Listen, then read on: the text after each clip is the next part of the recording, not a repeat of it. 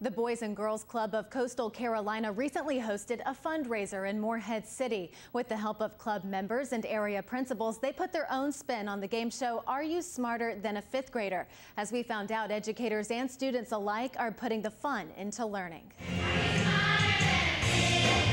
In the name of education, these elementary students are having a good time. My favorite part was the science questions. Questions about the periodic table. What element is represented by the letter N? Had some principals wondering if they were smarter than a fifth grader. No, I was not smarter than a fifth grader. I missed a question today. The Boys and Girls Club of Coastal Carolina hosted 3 area principals to compete with students from the club. What makes it special is the children. Organizers say it took some hard work. And they actually had to study. We had an in-house competition for who our 3 members would be to compete against the principal. So there was some learning and some studying. Yeah, it was a good thing. It helped me get my brain a little bit smarter because some of those questions I didn't even know.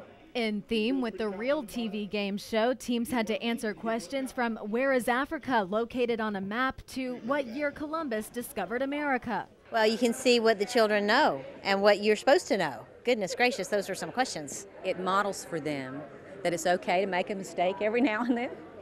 You don't have to always get it right. The event helped the club raise money for programs that principals say make all the difference. I have a lot of children who would go home to an empty house because their parents have to work to make a living, and the children are able to come here and take part in the after-school programs.